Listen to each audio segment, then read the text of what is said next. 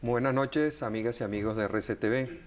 Hemos invitado para conversar con nosotros al doctor Enrique de Salas Romer, candidato presidencial por Proyecto Venezuela. Enrique, las elecciones del próximo 6 de diciembre son, sin lugar a dudas, las más importantes de este siglo. Y el país va a cambiar completamente después de esas elecciones. A mí me ha llamado la atención que, a pesar de las grandes diferencias que existen entre el teniente coronel Hugo Chávez Frías y tú, sin embargo, la agenda ha girado sobre los mismos temas. El cambio, la necesidad de cambio, tú hablas de cambio radical, el tema de la corrupción. Quisiera hablar un poco sobre el tema de la corrupción. ¿Qué es la corrupción para ti? ¿Por qué tú quieres luchar contra la corrupción?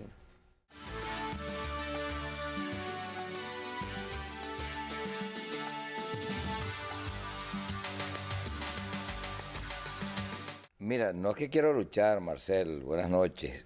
Es que yo he luchado contra la corrupción desde hace muchos años. La diferencia es que no lo he hecho con las balas, sino con los votos. Hoy se están cumpliendo 9 años del día en que logramos, con la ayuda de mucha gente, destronar la peor de las mafias políticas que ha conocido Venezuela. Y desde ese momento se inició un proceso de depuración que tuvo quizás un momento más importante un día del mes de agosto, cuando después de haber perdido 6 policías sin que se lograra ultimar siquiera a un delincuente, decidí depurar la policía de Carabobo y en un día despedí una cuarta parte de la fuerza policial, 400 oficiales y agentes, porque ahí se traficaba con drogas, con presos, con armamento. ¿Tú Y crees que eso nadie que es estaba responsable. ocurriendo en Carabobo ha venido ocurriendo en todo el país? Es que no era solamente la policía, habían anclajes vinculados a fiscales del Ministerio Público, a jueces, a la PTJ, eso existía. Y la razón por la cual se tiene éxito más adelante, el 4 de febrero, es porque desde el comienzo del 91 yo comencé a detectar los elementos subversivos y incluso llamé al DIM en aquella oportunidad para que actuara. Y me comprobaron, me confirmaron que yo tenía razón, de que había algo andando. Sin embargo, aquello se tapó. ¿Por qué se tapó? Porque era una época en que todos los cuerpos policiales e incluso los servicios de inteligencia militar tenían temor de actuar cuando se presumía o se sabía que la persona involucrada tenía algún vínculo político con aquellos que habían o manejaban pues los resortes de poder en el país. Yo creo que el único elemento positivo que sale del 4 de febrero es que la gente se dio cuenta de que la seguridad del país y la democracia misma estaba en peligro, y a partir de ese momento comenzaron la gente a trabajar con seriedad sin fijarse tanto en el qué dirán o quién podrá influir en una cosa u otra. ¿Qué es la corrupción para ti? ¿Por qué tú quieres luchar contra la corrupción? ¿Cuál es la corrupción contra la que tú vas a luchar? Mira, la corrupción que es más evidente es el robo de dinero, ¿no? Pero esa no es la más común. Corrupción, incursión, incluso llamar corrupto a la mayoría de los venezolanos, como dicen algunos. Es como taparnos a todos o cubrirnos todos de un manto de corrupción para que no respondan aquellos que realmente son delincuentes. Pero corrupción significa cobrar dinero sin trabajar.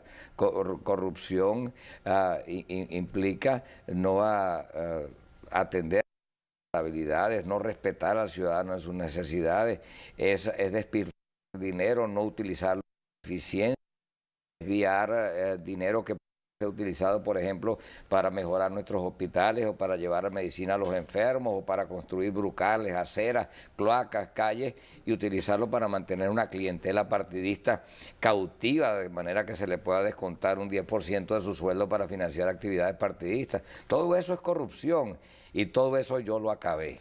Por eso yo no era el favorito de los cogollos partidistas de Caracas.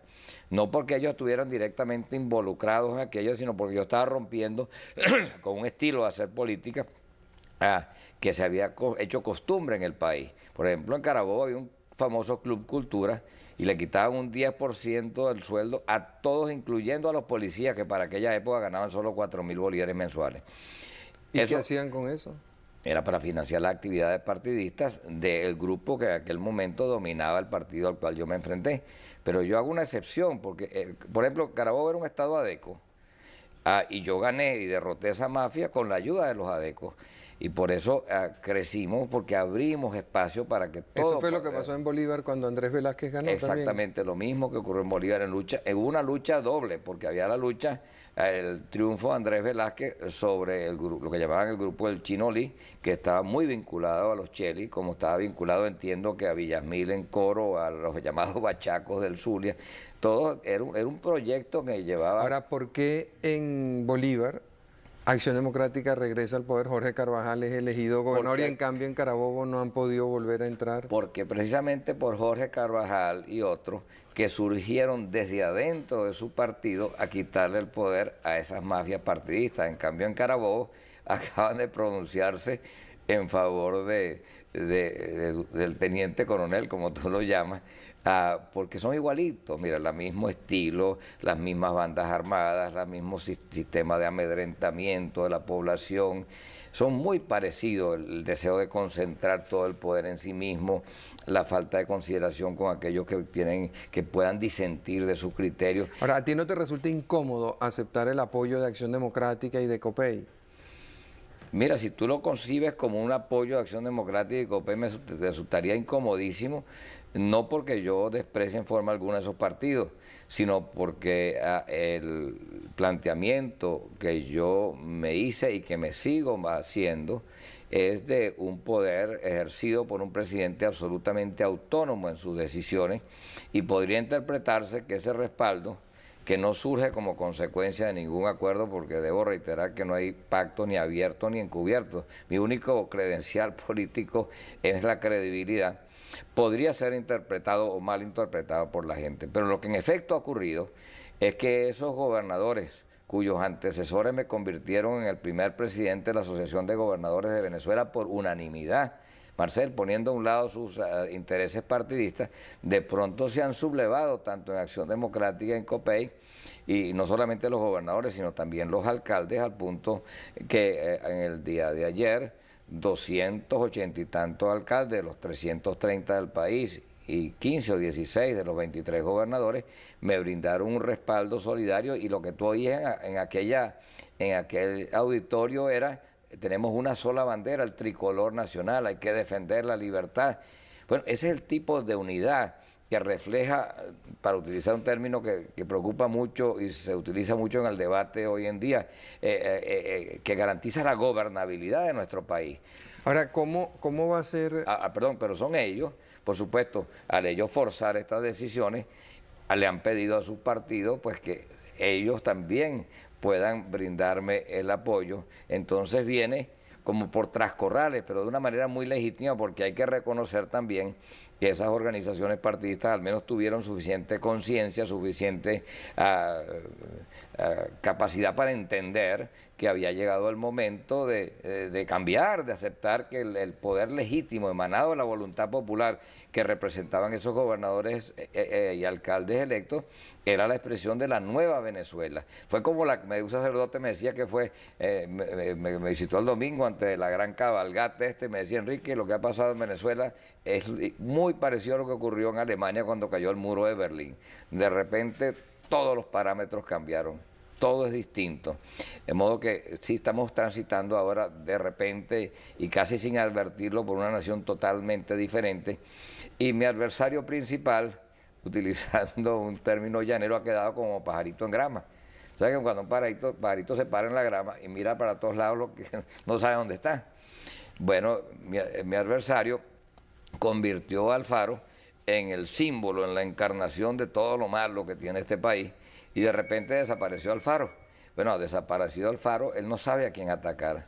Me recuerda un poco la confusión del expresidente Bush cuando desaparece la Unión Soviética y él no tenía adversario y su discurso se agotó. Eso es lo que le ha pasado a este señor, y por eso su discurso cada día anoche estuvo violentísimo. Mucha gente asustada por la violencia que expresó ante aquella concurrencia, por cierto no muy grande, pero que en todo caso vino a brindarle su respaldo. Al tema del miedo quisiera referirme, pero más adelante. Tú has hablado del tema de la gobernabilidad, que pasa a ser lo más importante ahorita, porque evidentemente el bipartidismo se acabó.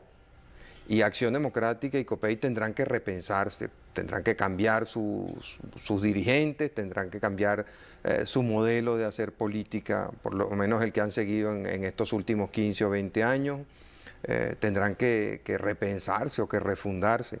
De manera que los elementos que han hecho gobernable al país están en este momento cambiando y algunos probablemente desapareciendo. Entonces me pregunto, de estas elecciones en donde me da la impresión de que va a ocurrir una polarización inmensa entre las personas que te apoyen a ti y las personas que apoyen a Chávez, va a quedar el país dividido en dos bloques grandes ambos y aparentemente irreconciliables.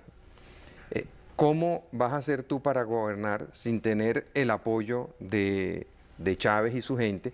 ¿O cómo va a ser Chávez para gobernar sin tener el apoyo tuyo y de tu gente? En el caso de Chávez es muy impactante porque él, o sea, ¿cómo va a gobernar él si tiene en contra a la mayoría de un Congreso elegido hace menos de 4 semanas? Si tiene en contra a 16 gobernadores, si tiene en contra a 280 alcaldes, si ha antagonizado a la Corte Suprema de Justicia, al Poder Judicial, al alto mando militar, al gobierno de los Estados Unidos de América. O sea, en el caso de él es más fácil ver el drama, la dificultad para gobernar, pero en el caso tuyo también, porque Chávez representa una fuerza muy importante dentro del país. ¿Cómo vas a hacer tú para gobernar al país? El día que seas presidente, eres presidente de todos los venezolanos, de los que votaron por ti y de los que votaron por Chávez también. ¿Cómo vas a hacer? Mira, Marcel, yo siempre he gobernado sin atender a los colores partidistas. Y tan es así que en mi primera gestión como gobernador, teniendo 10 alcaldes, que para entonces era todo lo que había en Carabobo, logramos una unión que permitió no solamente que la mayoría de ellos fueran reelectos por buena mayoría, sino que yo ganara con casi 3/4 partes de los votos mi reelección. Yo no siento ningún freno, ninguna posibilidad de que pueda haber obstáculos. Y yo he pensado, bueno, ¿cómo no voy a ayudar yo al maestro Chávez, que por cierto fue un dirigente de COPEI por muchos años, un hombre de 74 años que ganó en Barinas? Yo soy amigo de Rafael Rosales Peña, pero ganó el maestro Chávez, y con él tendré que trabajar para ayudar al pueblo de Barinas, que forma parte del pueblo venezolano, y así con todos los gobernadores. Yo estoy seguro que podré gobernar con Alexis Rosa, con Hidalgo Bolívar, en fin, con los que han ganado, que pertenecen a esa esfera.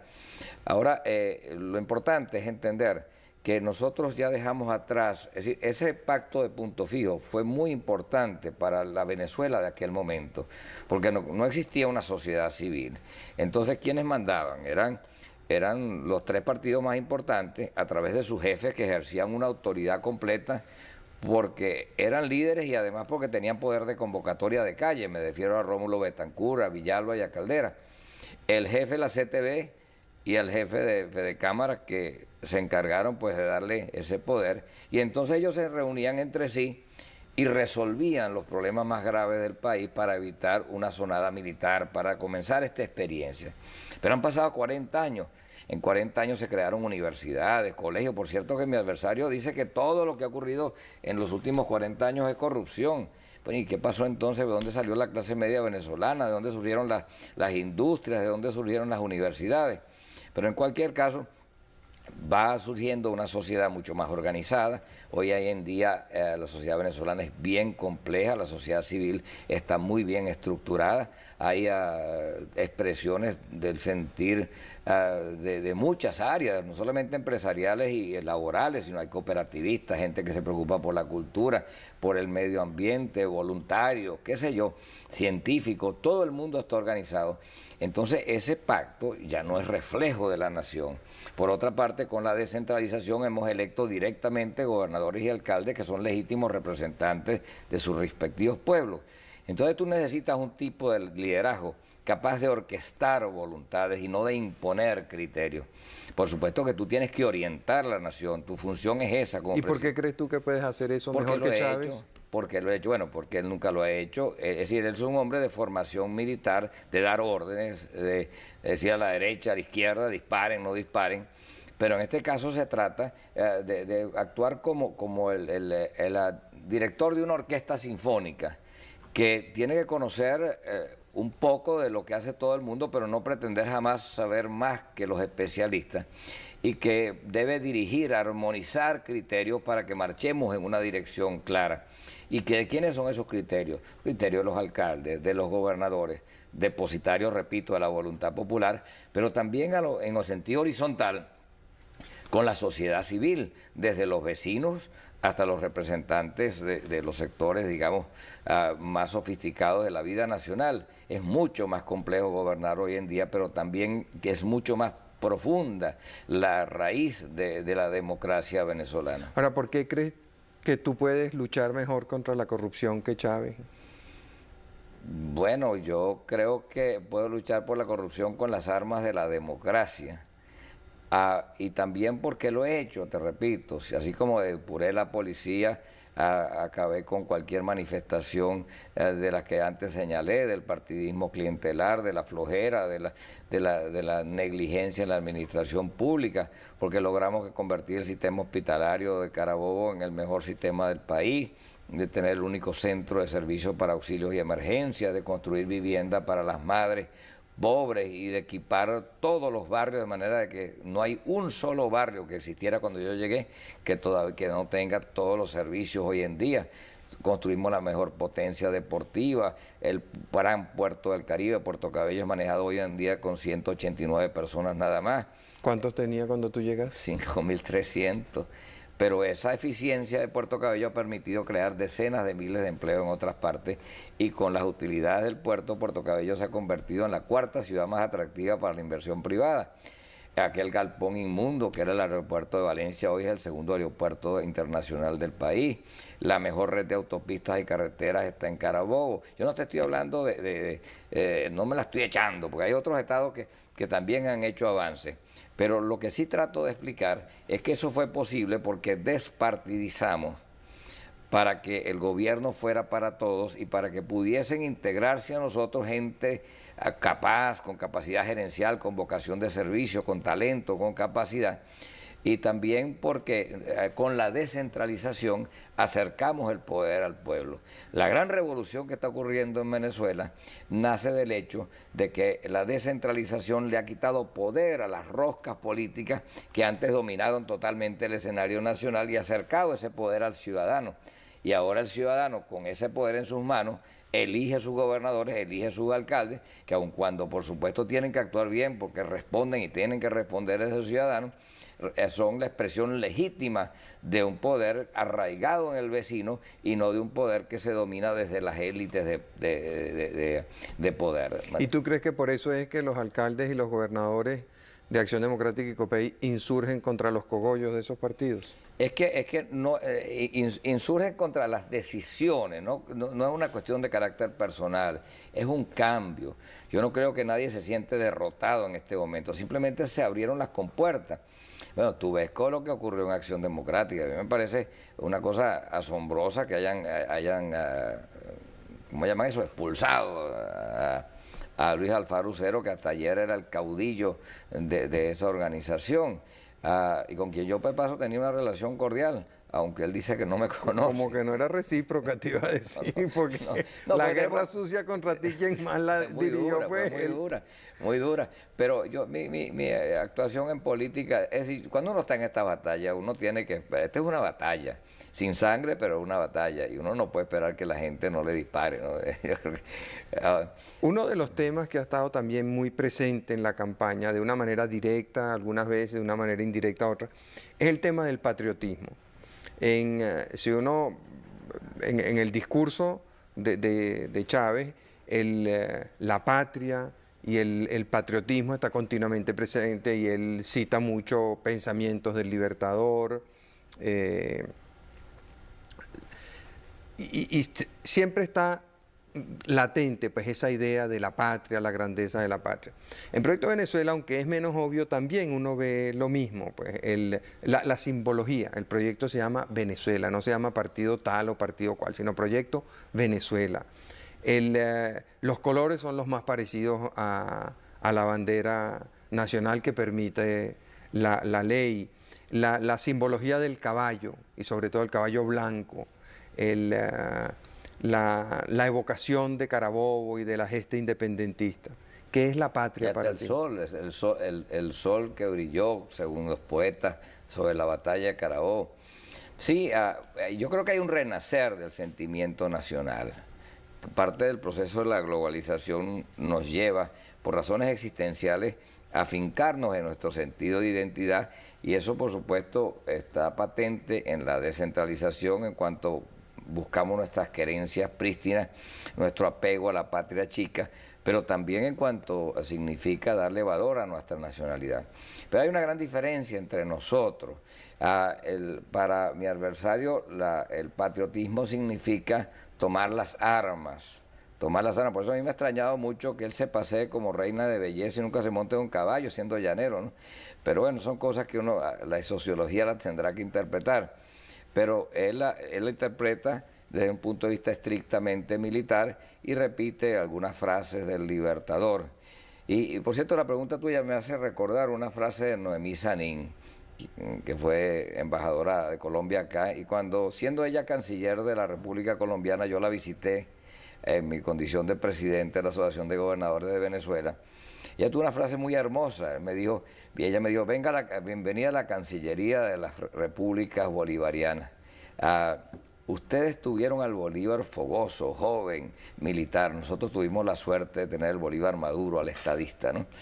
Y es que Bolívar no solamente fue un guerrero, Bolívar fue un hombre de pensamiento, muy adelantado a su época, un estadista, un hombre que comprendió la significación de la causa de la independencia, fue el protagonista fundamental de la gesta más grande que ha conocido América y una de las más grandes que ha conocido la humanidad. El que llaneros nuestros, con sobrecabalgaduras criadas en nuestras grandes planicies, hayan librado y ganado batallas a 3.200 metros de altura en el Alto Perú. Es algo increíble, ¿no? En la historia de cualquier país. Y que todas estas naciones tengan en el punto de partida a un venezolano. Bolívar en Colombia, Juan José Flores en el Ecuador, Sucre en Bolivia. No en el Perú estrictamente comienza su vida republicana, pero sí Bolívar estuvo presente en el inicio de su realidad nacional y por supuesto Venezuela, José Antonio Páez. Entonces, eso que significó estar a tono con una época, cuando venían desmoronándose las monarquías europeas y comenzaba a emerger el sentido nacional, el haber capturado ese momento y convertido en una gesta de esa magnitud, requería no de un guerrero solamente, sino requería de un hombre de ideas capaz de inspirar a todo un pueblo. Es que no es un pedacito del territorio nacional, Marcel, apenas 700.000 habitantes, y sin embargo éramos una nación inconquistable sin aún ser una república. Bueno, esa es la diferencia. Yo creo que él se queda corto. Y por cierto, el caballo blanco es porque cuando la cabalgata de Carabobo no permitieron la primera vez que yo iba en un caballo alazán que subiera al Cerro Buenavista en un caballo alazán. Me prestaron un caballo blanco y después me regalaron al famoso frijolito. Pero sí, es verdad, hay una cierta simbología y debo decir que expresamente lo estimulé, sobre todo a partir del año 92, porque pensé que era necesario impedir que una persona, en aquel momento no era candidato presidencial, pero una persona que había insurgido contra la institucionalidad democrática, un hombre que se había precipitado y que había recurrido a actos de violencia, se pudiera apoderar de nuestros símbolos fundamentales. Al punto de que en las franelas de mi segunda campaña aparecía la bandera nacional acá, siempre. Y insistí también muchas veces en casas de partido que yo visitaba, que quitaran los colores característicos de los partidos y dejaran un espacio para poner un retrato del Libertador y una bandera nacional, para que no se olvidara nunca lo interior de los partidos, que antes de ser integrantes de una fuerza política éramos miembros de una nación a la cual nos debíamos por encima de cualquier cosa. Pues son diferencias importantes, como es la diferencia entre su tendencia a la violencia y mi vocación democrática. Bolívar nunca quiso aceptar el mando. Fue presidente de la Gran Colombia a pesar de sí mismo. Casi nunca ejerció el poder, porque Bolívar lo que quería por encima de todas las cosas era consagrarse como libertador. Y yo veo que en la conducta de mi adversario no un deseo de liberar a nadie, mucho menos de atacar la corrupción, sino de tomar el poder por el poder mismo y en forma arbitraria imponérselo a los venezolanos. Manuel Caballero ha insistido mucho en que la conquista más importante de los venezolanos en el siglo XX ha sido la paz. Y yo creo que tiene razón. Y además es un logro del que los venezolanos debemos sentirnos muy orgullosos, porque es algo que en estos tiempos en que minimizamos todos nuestros logros y nos sentimos de lo peorcito que hay en el mundo, es importante destacar que Venezuela es el único país del mundo que en este siglo XX no ha tenido guerras ni revoluciones, que ha sido pacífico. Sin embargo, durante esta campaña electoral, por primera vez, por lo menos en el tiempo que yo tengo observando las campañas, uno ve que el sentimiento dominante en una parte importantísima de la población es el miedo a la violencia, el miedo al rompimiento de la paz social, el miedo a los enfrentamientos de todo tipo, políticos, militares, de clases sociales, de grupos, de regiones. ¿Qué nos puedes decir tú sobre eso?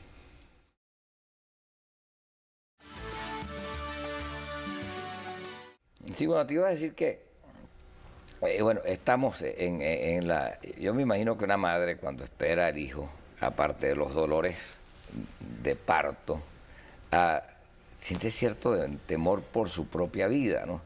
Y sin embargo, ella sigue adelante con un sueño por ver esa criatura que ha engendrado y que está a punto de nacer. Entonces parece mucho a la situación de Venezuela. Estamos viviendo los dolores de parto, pero hay temor por la presencia de una persona que no ha hecho otra cosa en la vida que actuar con violencia, violencia física y violencia verbal, de que pudiera provocar la muerte de la democracia, de la libertad, de aquello que es más caro para todos los venezolanos. Y eso no es un simple temor. A quienes lo oyeron anoche pudieron sentir el estremecimiento que produjo el señalamiento de personas que en cierta forma insinuaba que iba a llevar al paredón, incluyendo a los miembros del Consejo Nacional Electoral, por haber autorizado el uso de una determinada tarjeta. Esta tarde en Maracaibo señaló que si mi victoria se debe a las tarjetas de otras organizaciones políticas, él considera que es perfectamente legítimo que él llame al pueblo de Caracas a la calle y a las armas. Yo tengo evidencias de que han repartido armas, evidencias absolutamente confiables. Sin embargo, sí quiero aclarar algo para que no se sienta temor de ir a votar, que si hay algún problema eso será después del domingo, cuando se conozcan el resultado. Y espero yo que él tenga, que ha sido un general de las derrotas porque no ha ganado ninguna, sepa demostrar algún espíritu democrático pidiéndole a la gente que se tranquilice después de que se den los resultados definitivos. Pero él reconoció en una entrevista que que transmitió CBS Telenoticias, que si tú ganabas por un voto, él reconocería, bueno, no sé si por un voto o por 1%, sé que había un 1 de por medio, él reconocería tu triunfo. Pero ahí está el otro problema que tiene que ver con la corrupción o con la honestidad. Tú no puedes decir eso en CBS Televisión y luego de Maracaibo decir que tú vas a llamar al pueblo en la calle. Tú no puedes decir que tú estás luchando por los pobres y de repente te vistes en Clemens, vives en Valle Arriba y andas en un Mercedes-Benz. Es decir, hay contradicciones evidentes en el comportamiento de este hombre, que tiene perfecto derecho porque se le otorgaron por ley de aspirar a la presidencia de la República, pero que a mi juicio está engañando a la nación y además dividiéndolo cuando necesitamos una posición que sea capaz de unir a los venezolanos. Ahora, pues yo quiero decirte que independientemente de estas críticas que yo les tengo y que yo les observo, yo siento que mi mayor compromiso es con la unidad de todos los venezolanos y con erradicar ese partidismo enfermizo. Por cierto, sí hemos hecho una cosa bien importante. En las conversaciones privadas, muy breves, por cierto, con los gobernadores, nos hemos comprometido unos y otros en apoyarnos para acabar con esa enfermedad que es el partidismo clientelar, de que yo los pueda ayudar. Hay algunos gobernadores que de manera más cándida se han acercado a mí y me han dicho: Enrique, yo tengo ciertos problemas en el área administrativa, ¿tú crees que tu gente me podría ayudar? Y yo, por supuesto que sí. Pues aquí no podemos inventar la rueda. Si un gobernador hizo algo bueno en alguna parte, vamos a hacer especie de puente para que esas experiencias puedan ser aprovechadas. ¿Y tú Pero no en todo temes que el caso, país se esta te es pueda... parte de la lucha contra la corrupción. ¿Tú no temes que el país se te pueda convertir en 17 o en 23 países distintos? No, no más que un director de una orquesta sinfónica tiene unos 70, 80 miembros y todos actúan en armonía. Hay que tener un grado de madurez, que a lo mejor yo no lo tenía a una edad más temprana, ¿no? Para tú disfrutar cuando otros se crecen. Cuando tú estás compitiendo con otros y pensando que el éxito de otro de alguna manera perjudica tu propia posición, no tienes la capacidad para orquestar voluntades de una sociedad que ha logrado la madurez que tiene Venezuela. Pero cuando tú tomas la posición que se le atribuye a un famoso empresario norteamericano que hizo poner sobre su tumba el epíteto: aquí yace los restos de un hombre que supo rodearse de hombres mejores que él. Cuando tú actúas con ese sentido, tú sabes que tu país te va a dar la talla. Ahora, eso no quiere decir que tú vas a callar cuando hay irregularidades. Los gobernadores y alcaldes saben que yo los voy a ayudar, pero yo no voy a ser un gobernador, un presidente permisivo, una persona que va a permitir que la nación se salga de sus cauces. Antes, por el contrario, yo creo que esta lucha política en la capital para posicionarse como amigos y enemigos de la descentralización ha conducido a que el proceso sea un poco desordenado y que no se hayan establecido premios y sanciones, premios para quienes lo hacen bien y sanciones para quienes lo hacen mal, para que la descentralización no repita los vicios que han habido a nivel central. Bueno, pero yo lo puedo hablar con la autoridad que me otorga haber sido un gobernador que actuó de esa manera, sin que se pueda sospechar nunca de mi parte que lo estoy haciendo porque estoy en contra del proceso de descentralización o que soy contrario al deseo de que el pueblo venezolano tenga cada día más poder para que el ciudadano se sienta más ciudadano y, sintiéndose más ciudadano, le dé más a su país. Mira, el problema en las empresas, que me vaya un poquito, uno me entusiasma un poco con estas cosas, pero es que se ha dicho muchas veces que si los equilibrios macroeconómicos y tal. Pero tú le preguntas a cualquier jefe corporativo, cualquier presidente de estas grandes corporaciones, a ti mismo te puedo preguntar, y tú no me vas a decir que el principal capital de acá es su patrimonio, o sus luces, o sus técnicos. Tú me vas a decir que tu mejor capital son tu personal, ¿no? Tu gente, la calidad humana de quienes te acompañan. Pero resulta que cuando se llega al poder, los gobernantes suelen pensar que su responsabilidad se termina en los límites del gobierno y no se dan cuenta de que es su responsabilidad estimular a ese ciudadano, desarrollar en ellos el autoestima, el sentido de identidad, el sentido de pertenencia, para que cada uno, sintiéndose realizado en su tarea, se sienta o realice la tarea de la sociedad. Eso es uno de los grandes cambios, es parte de ese cambio radical que nosotros estamos propiciando, que no va solamente en gobernar honestamente, en gobernar con eficiencia, con respeto al ciudadano, cerca de la gente, sino también en convertir al ciudadano en sí en el protagonista esencial de la gesta de desarrollo. Ahora, una de los sentimientos que también ha estado muy presente en esta campaña es el sentimiento de rabia. Yo quisiera referirme en dos sentidos a eso. La gente siente, y yo creo que con mucha razón, que ha sido muy maltratada por los últimos gobiernos. Ha visto cómo su calidad de vida se ha deteriorado, su ingreso se ha deteriorado, su seguridad personal, la seguridad de su familia, la seguridad de sus bienes se ha deteriorado. La calidad de la comunidad donde él vive se ha deteriorado. Y eso le da rabia, porque además piensa que él no tiene la culpa. O sea, ese venezolano o esa venezolana está trabajando igual o más que antes y sin embargo gana menos, o el dinero que gana le sirve para comprar menos. No le alcanza. Cuando va a inscribir a sus niños en un colegio, encuentra que ese colegio, esa escuela se ha deteriorado, sus ahorros se han desvalorizado y tiene que sentir pues mucha frustración y mucha rabia frente a eso. Entonces, ¿qué puedes hacer tú para canalizar esa rabia en sentido positivo? ¿Y qué puedes hacer tú para mejorar la calidad de la vida de esa gente? Para hacer que tengan más salud, o que tengan más educación, o que tengan más seguridad, o que tengan mejor vivienda, mejor transporte. O sea, que su vida se haga más agradable, más grata, más satisfactoria.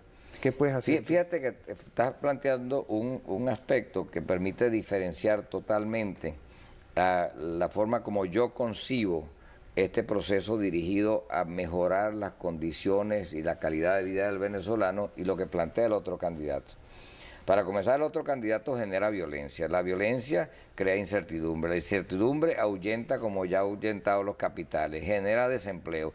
Al generar desempleo tienes más pobreza. Al tener más pobreza tienes más violencia, más delincuencia y aumenta la inseguridad. O sea que esta persona que por venir del estamento militar es vista como quien pudiera poner orden, resulta que está creando las condiciones perfectas para que haya más desorden, más violencia, más delincuencia. Y para colmo, anoche me dicen que habló de subir el sueldo de todo el mundo a 240.000 bolívares. Yo lo quisiera hacer, pero tú y yo sabemos que cuando en Venezuela los sueldos suben por la escalera, los precios suben por el ascensor. Entonces se va a disparar la inflación y al disparar la inflación tú no vas a mejorar en forma alguna la capacidad adquisitiva real del venezolano. Ahora, ¿cómo logro yo eso?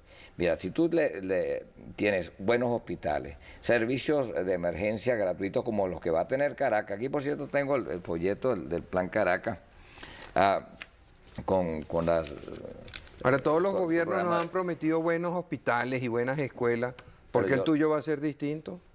Bueno, porque ya yo lo he hecho. Yo pasé por la AAA para ir a la Grandes Ligas. Marcel, mira, la mejor maternidad pública o privada de Venezuela la construí yo.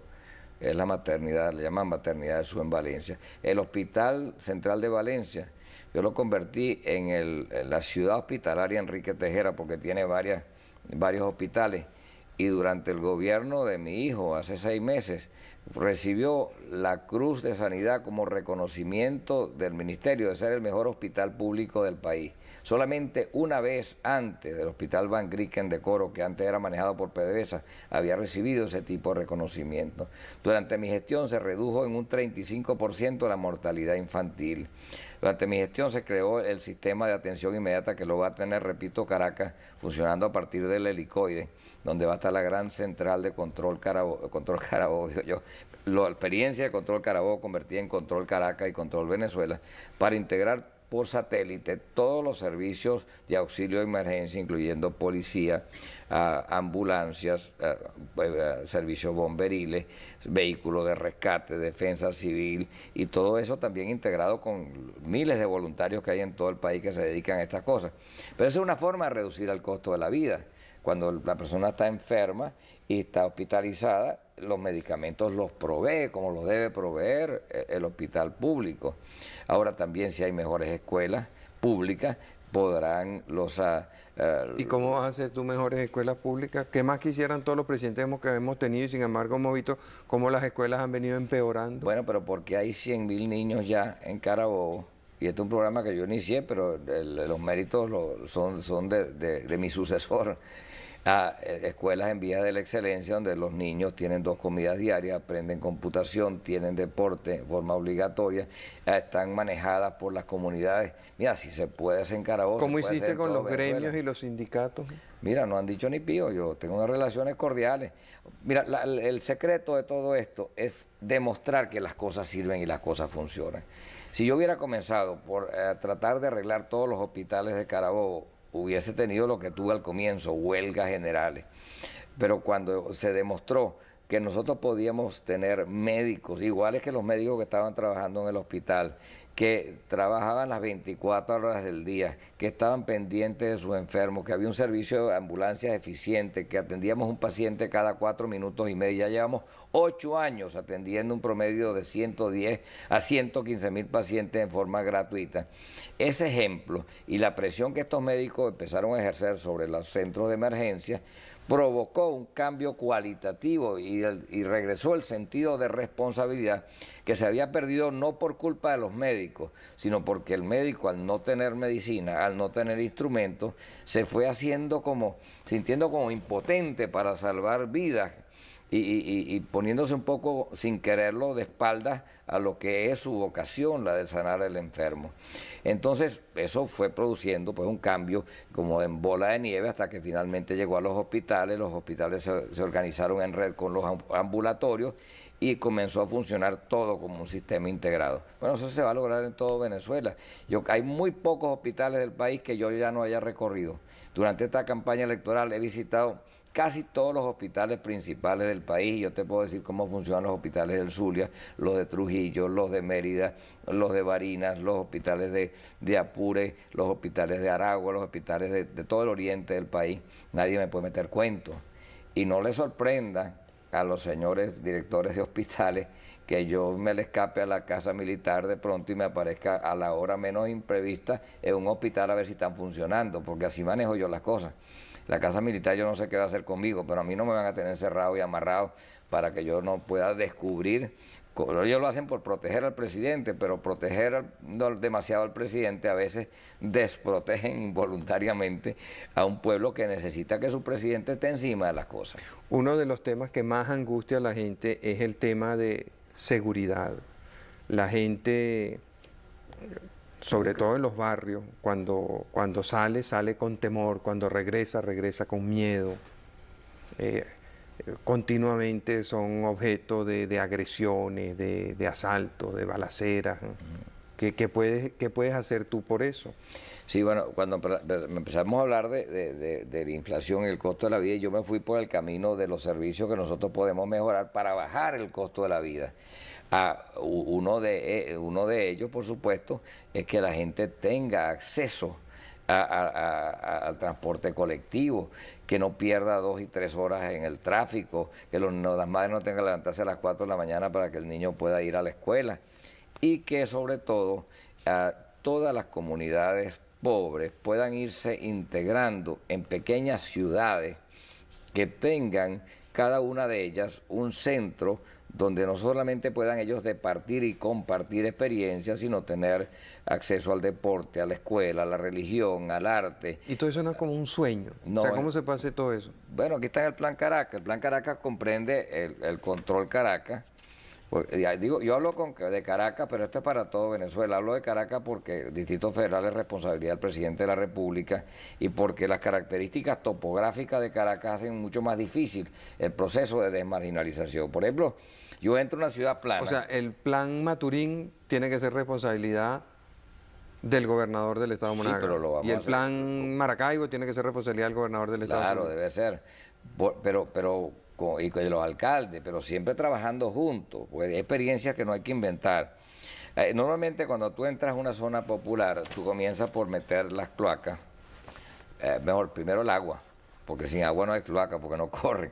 Primero el agua, después las cloacas, después establece tus calles, tus aceras, tus brocales y tu iluminación. Y mi experiencia señala que el venezolano es un gran constructor. Bueno, en Caracas tú ves cómo construyen edificios sobre esas pendientes, ¿no?, sin ir a la universidad.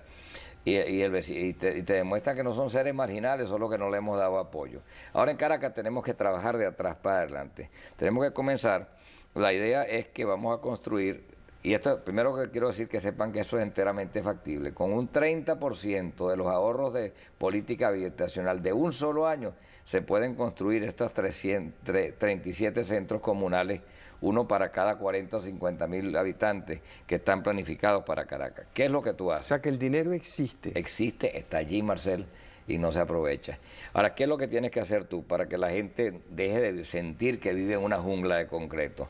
Las copas de los cerros tienes que terracearlas y crear zonas de más o menos 3 a 4 hectáreas, donde vas a reubicar en pequeños edificios a la misma gente que tuviste que desplazar, pero tú allí vas a crear gimnasio cubierto, ambulatorio médico, centro policial, abasto, iglesia si es posible, el mismo gimnasio cubierto tiene, porque el diseño está listo, es obra de Pedro Mateo, siguiendo mis indicaciones, y está listo con todos sus cálculos de ingeniería desde hace 4 o 5 años. Tiene escenario para obras de arte. Hace 4 o 5 años que vienes pensando en ser presidente de Venezuela. Sí, bueno, en cómo desmarginalizar a Caracas ha sido algo que yo he tenido en la cabeza hace mucho tiempo. Entonces, debajo de todo este complejo habrá un gigantesco tanque de agua que va a ser el surtidor de agua para todas estas comunidades. Y una vez que tengas el agua, entonces podremos instalar las cloacas y los demás servicios. En cuanto a la comunicación, estamos previendo, y eso sí no está terminado el estudio, una especie de, la gente se burla, ¿no? Mi adversario se ha burlado que yo pienso crear Disneylandia. Pero mira, son unos vehículos livianos que transitan por rieles y que pueden conectar rápidamente a la gente desde estos centros hacia las estaciones de metro. Y está previsto también el helipuerto, de tal manera que en caso de emergencias médicas nosotros podamos sacar rápidamente un paciente y no se pierde una vida por no tener allí los elementos para atender una emergencia cuando es suficientemente grave y rebasa la posibilidad de acción de ese ambulatorio. Esto está listo, Marcel. Lo único que falta, y ya hablé con Monseñor Velasco largamente sobre esta particular y con el nuncio apostólico, tengo que hablar con las Fuerzas Armadas, es llegar a crear unas comisiones que conjuntamente con los vecinos organizados, porque ellos tienen que ser los principales, nos ayuden a llevar esto adelante. Porque si el vecino me dice, mira, esto debe ir aquí y no aquí, yo le hago caso a la comunidad, porque esto tiene que ser un proceso de integración voluntario y no un proceso de imposición. Y allí también una diferencia entre mi estilo de gobernar y el estilo que puede tener una persona que dice que hemos perdido 40 años pensando que todos los venezolanos... ¿Tú no crees que los hemos perdido? No, yo no creo que no, Marcel. Mira, tú y yo pertenecemos a una generación que amaneció a la vida pública, a la vida política, soñando en la democracia, en sembrar chimeneas por todo el país, que nos sentimos orgullosos cuando empezaron a surgir universidades, que vimos la creación de las primeras entidades de ahorro y préstamo. No teníamos real con que hacernos una casa, teníamos que esperar 20, 30 años a reunir realitos para poder hacerla de contado porque no existía nadie que te diera un préstamo. Bueno, eso la gente lo toma como descontado ahora, pero eso no existía y todo eso ha ocurrido durante el proceso democrático. Pero lamentablemente perdieron el camino, esa democrática de gran contenido ético y de sentido popular que inauguraron hombres como Betancourt, como Caldera, como Villalba, como, bueno, podríamos mencionar a toda esa playa de líderes que le dieron origen a la democracia, fue desvirtuada cuando el carnet, en lugar de servir como instrumento para que el pueblo llegara al poder, se convirtió en un instrumento para someter a una población y llevarla nariciada a votar. Bueno, eso se rompió, la descentralización, el estallido. Mira, Caracas es una ciudad señera, que da el ejemplo. Lo dio en la época de la independencia y lo volvió a dar el 27 de febrero de 1989. Ese estallido no tuvo líderes, no tuvo consigna, fue espantoso, hubo muertos, hubo saqueo, hubo muchas cosas malas. Se parece mucho, por cierto, a la toma de la Bastilla en 1789, que dio inicio a la Revolución Francesa. Pero precisamente por no tener ni líderes ni consignas, fue pura. Y al ser pura provocó una conmoción de tal magnitud que llevó a los partidos, a los cogollos partidistas, a ponerse de acuerdo y sancionar en el Congreso las leyes que permitirían a partir de ese momento comenzar el proceso de descentralización y elegir a los primeros gobernadores y a los primeros alcaldes. Bueno, ahí comenzó a transitar la nueva Venezuela, que ahora florece cuando 280 alcaldes y 16 gobernadores se unen en torno a un exgobernador para darle una nueva fisonomía, un nuevo poder, una nueva perspectiva política a Venezuela. Bueno, muchas gracias, Enrique. Muchas gracias, amigos, por su atención. Yo no sé si me permite ¿Cómo no? solamente unas palabras para pedir a los venezolanos, a todos los que nos están oyendo, que vayamos a votar. El voto es el arma del hombre libre. Y en estas elecciones, como tú lo decías al comienzo, Marcelo, tú decías que esta es la elección más importante de este siglo, y es verdad. Porque no solamente estamos eligiendo un presidente, sino estamos eligiendo un destino, el tipo de país que nosotros queremos. Hay una tendencia, una vertiente que nos lleva a la opresión, otra que nos lleva a consagrar la libertad, una nos puede llevar al dolor, otra nos lleva a la alegría, una cree en los estamentos que vinculan el poder al ciudadano y otra quiere volver a centralizar totalmente el poder en Caracas. Hay muchas diferencias y el tipo de nación que nosotros ¿Son tan queremos, distintos así? totalmente distintos, aun cuando ambos utilizamos símbolos de patria, ambos proponemos el cambio. A mí me luce no, yo creo que al país le luce que somos totalmente distintos. Nuestras trayectorias son absolutamente diferenciables y el tipo de país en el cual van a vivir nuestros hijos o nuestros nietos, en el cual van a transitar su vida de adultos los jóvenes de hoy, que tanto calor le han dado a mi candidatura, dependerá mucho de la decisión que se tome ese domingo. De manera que yo les pido que vayan a votar. Yo ciertamente quiero ver alegre a mi país y estoy absolutamente convencido de que si se pudo en Carabobo, con la ayuda de los gobernadores y alcaldes y de todos los vecinos, será posible también en Venezuela. Bueno, muchas gracias, amigos. Los espero no este domingo, sino el siguiente, donde espero tener la oportunidad de entrevistar al próximo presidente de Venezuela, que será el que ustedes decidan. No se olviden entonces, el domingo tenemos que ir a votar. Muchas gracias. Hasta luego.